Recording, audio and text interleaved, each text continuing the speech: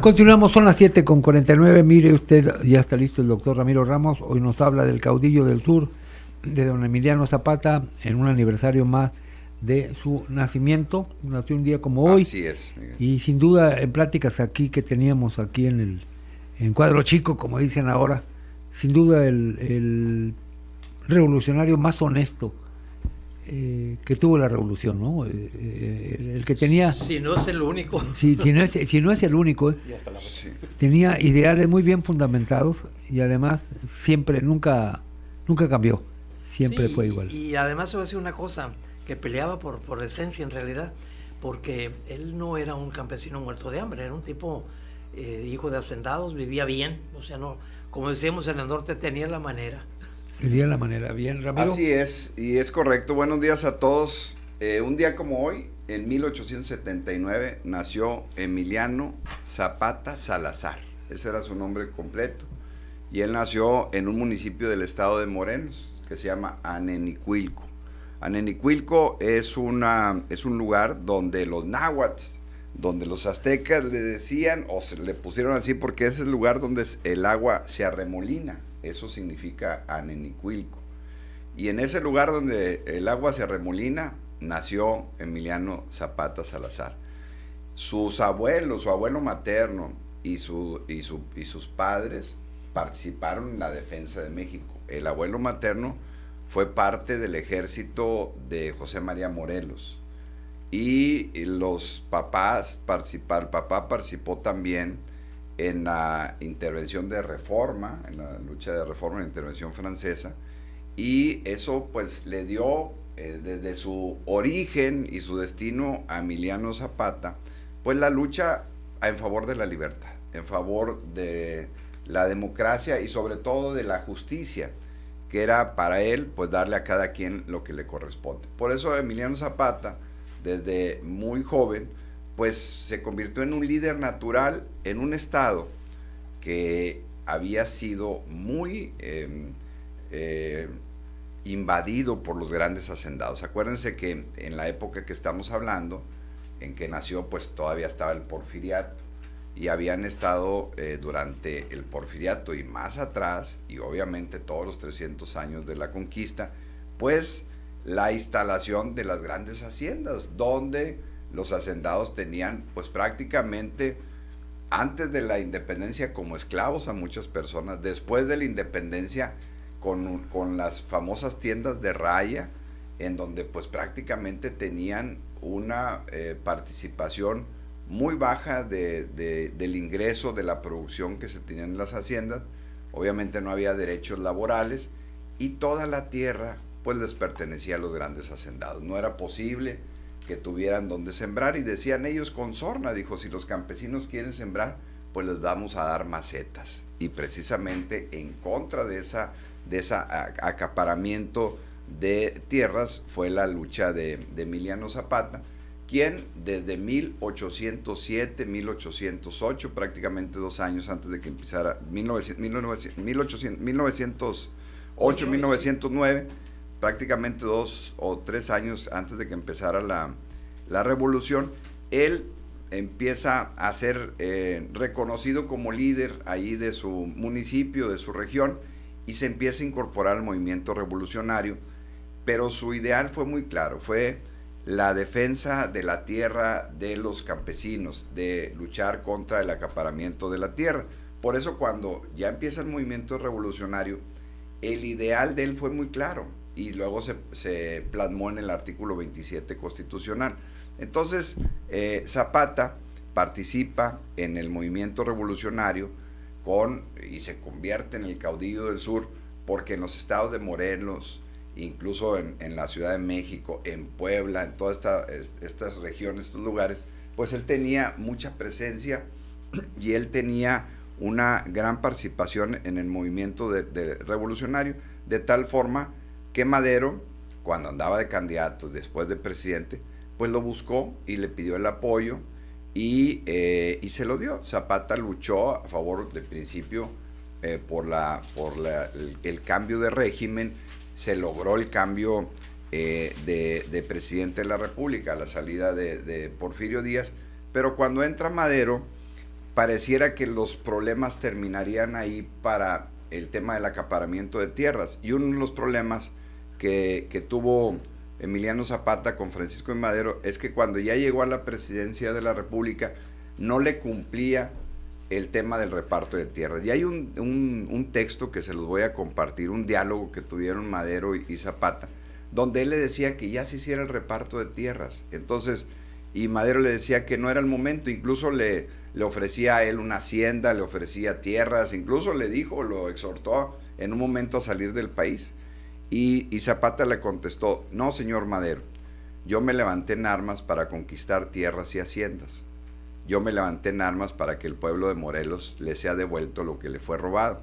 Entonces, pues, señor Madero, o nos cumple usted, a mí y al estado de Morelos, lo que nos prometió, o a usted y a mí nos lleva la chichicuilota.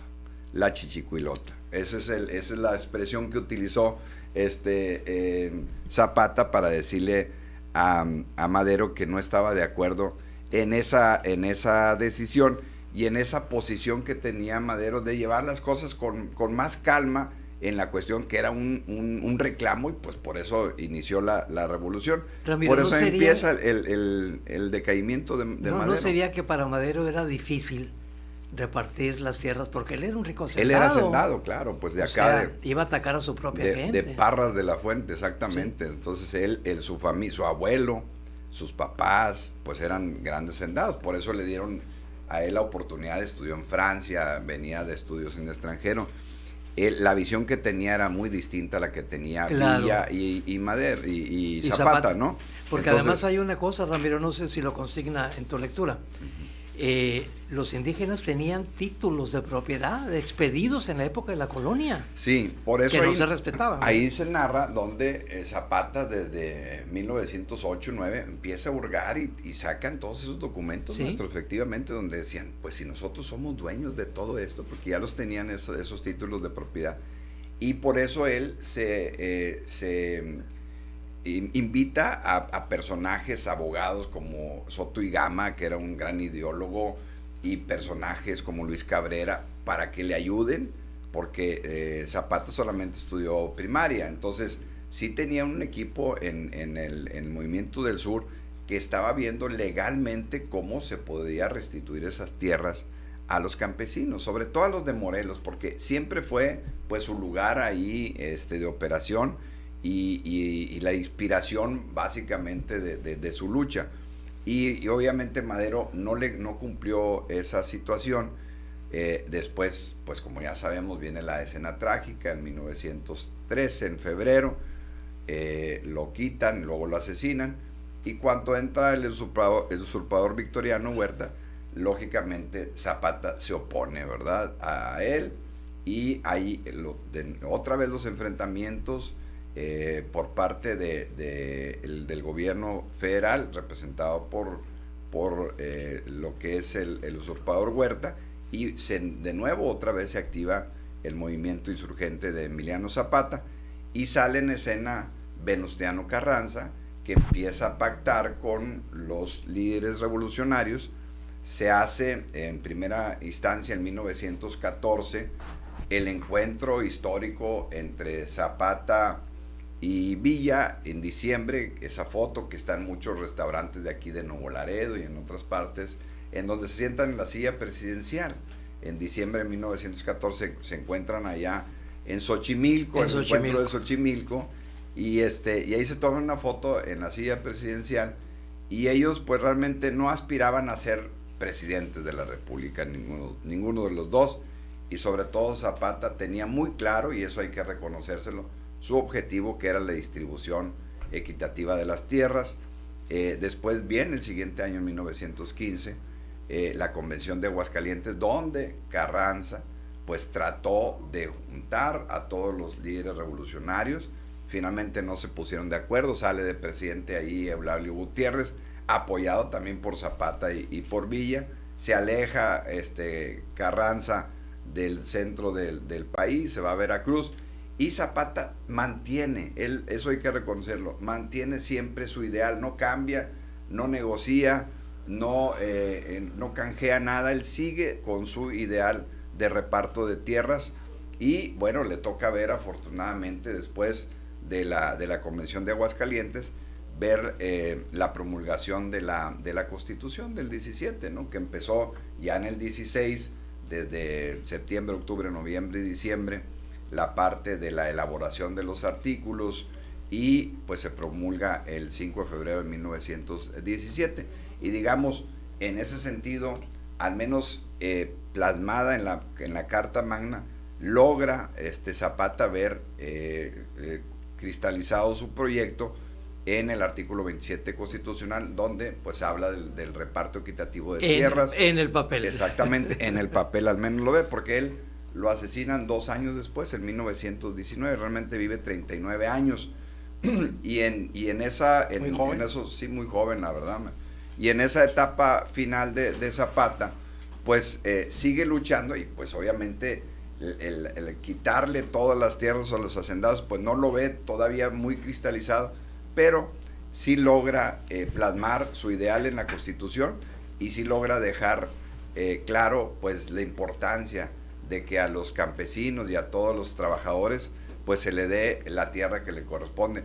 Y esa frase de que la tierra es la que del que la trabaja, es una frase que él utiliza, pero fíjense que leyendo este libro me encontré que esa frase es del papá de los hermanos Flores Magón, de Jesús Enrique Flores Magón. Él fue el que hizo esa frase allá en Puebla, ellos eran poblanos, y esa frase siguió en el movimiento zapatista, incluso la utilizó el Che Guevara mucho, y Castro en la época de la Revolución Cubana, pero el autor pues fue el papá de los hermanos Flores Magón. Y bueno, pues esta es la historia, esta es la biografía, y haciéndole un reconocimiento a Emiliano Zapata Salazar hoy en su aniversario, y pues dejando el testimonio de un mexicano que luchó sin ningún interés, sin ninguna negociación, y con una claridad de ideas en cuestión del justo reparto de tierras, para que los campesinos y todo aquel que quiera trabajar la tierra pues tenga un espacio donde pueda hacer esa importante labor pues que nos alimenta a todos los mexicanos. Y que murió